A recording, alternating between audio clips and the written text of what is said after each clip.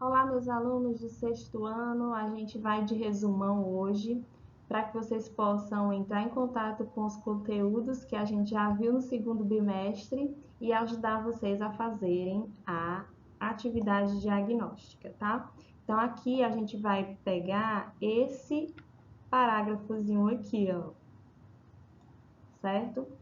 A gente está falando aqui sobre a linguagem da religião e a gente viu que a linguagem verbal e a não verbal é a linguagem que a gente utiliza no nosso dia a dia, né? Então, quais são, o que é, né, e quais são essas linguagens? A linguagem verbal é posta em prática quando usamos palavras, as palavras escritas ou faladas. E já as imagens, os símbolos, as músicas, os gestos, o tom de voz fazem parte da linguagem não verbal. São esses dois tipos de linguagem que podem ser usados para comunicar e expressar diversas ideias e sentimentos.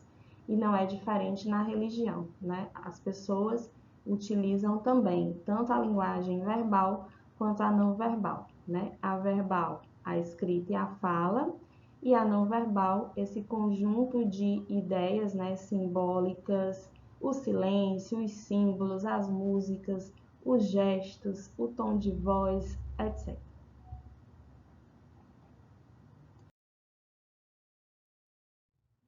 Nós vimos também vários símbolos, né, várias religiões e vários símbolos. E você pode pensar que as religiões são muito diferentes umas das outras, mas existe sim pontos em comum. Então, apesar da diversidade de crenças e manifestações, é possível destacar pontos em comum nas religiões. Vamos ver quais são eles. Primeiro ponto, que as religiões contam com um conjunto de conhecimentos religiosos. Então, todas as religiões construíram ao longo do seu surgimento, né, da sua existência, os seus conhecimentos. Segundo ponto, que esses conhecimentos são a base dos rituais e das cerimônias. Então, todos aqueles rituais e aquelas cerimônias que a gente vê nas doutrinas, a base deles são os conhecimentos religiosos, né? Esse conjunto de conhecimentos, lá do primeiro ponto. E o terceiro ponto é que em todas as religiões existem objetos ou ideias simbólicas que representam algo a ser reverenciado e admirado. Aqui a gente tem alguns exemplos, ó, a Bíblia, a cruz, né, os crucifixos, as imagens, a imagem de Buda, quadros, né, que representam muitos personagens religiosos, como Maria, o próprio Jesus, né, o menino Jesus. Então, esses são os exemplos de que nas religiões, em todas as religiões, possuem, né, ideias simbólicas, objetos que vão representar ali algum conhecimento sagrado, algum, algum ponto que os seguidores daquela religião entrem em contato e representem aquilo que a doutrina já fala, tá? Aqui também a gente tem alguns símbolos que vimos em nossas aulas, né? Em uma de nossas aulas. Aqui, ó, da direita para a esquerda, a gente tem este símbolo aqui, que é do hinduísmo, né? Este símbolo aqui, que é do budismo. Esse aqui do judaísmo, a estrela de Davi. Esse aqui do cristianismo. Esse do islamismo, né? A estrela e a lua, né? E este aqui da fé Bahá'í. Né? Então, a gente viu esses símbolos e mais alguns outros que representam, né, a religião por algum motivo. Né? Por exemplo, esse aqui é a palavra que eles acreditam ser a palavra que é um som do universo, né? A palavra Om. Então, essa representação desse símbolo já fala já representa um conhecimento trazido por essa religião. Nós vimos um pouquinho dos símbolos e agora a gente vai ver um pouquinho dos mitos. Como vimos, os ensinamentos de uma religião são transmitidos às novas gerações por meio de imagens, oralidade e escritos. Vamos ver esses 3 pontos aqui nessa imagem. Aqui está um vitral, a gente encontra geralmente nas igrejas, né? Esses vitrais são obras de arte e são símbolos, né, de uma religião. Na oralidade, a gente tem aqui essa imagem, né, de uma religião afro-brasileira que está transmitindo algum ensinamento, né, de forma oral, na tradição oral. E aqui a gente tem um exemplo de escritos, de textos sagrados, né? O judaísmo tem essa questão, né, do ensinamento da Torá, do seu livro sagrado. Então, esse texto sagrado aí vem representando os escritos.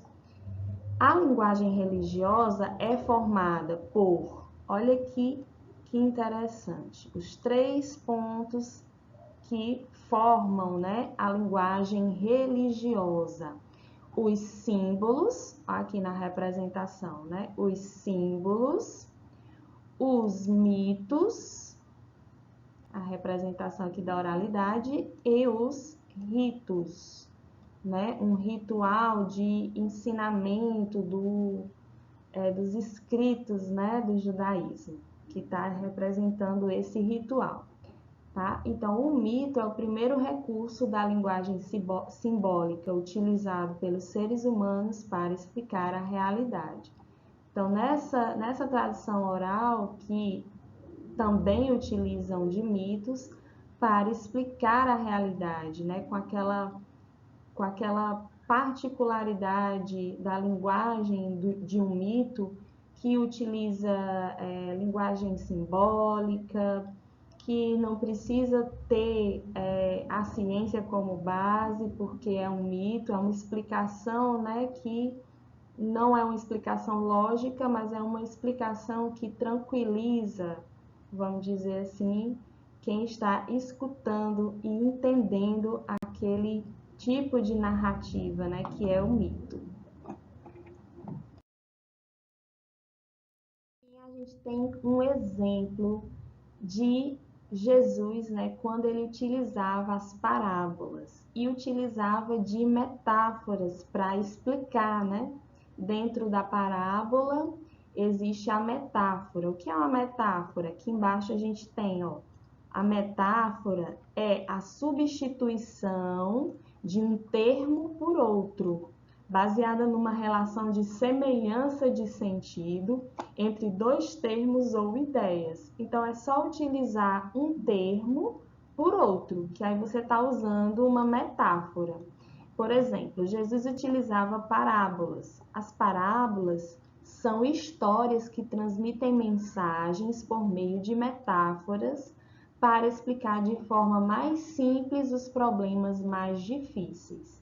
Então, por exemplo, para falar sobre o reino de Deus, quando ele utiliza as parábolas, né, para isso, como a do semeador, né, aquela história que ele contou que um semeador deixou cair as sementes em vários terrenos. Se o terreno for fértil, aquela semente vai dar bons frutos. E se aquele terreno for rochoso, né, não for fértil, não vai dar, né, fruto algum. Então, ele usou de uma linguagem que era cotidiana das pessoas, né, que é a plantação, para explicar sobre o reino de Deus, que é um assunto difícil, né?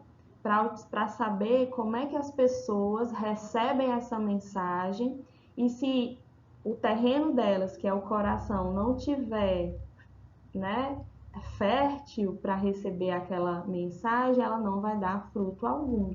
Então, ele usa, né, essa parábola para explicar sobre a mensagem do reino de Deus e para também, né, falar sobre o coração dos seres humanos.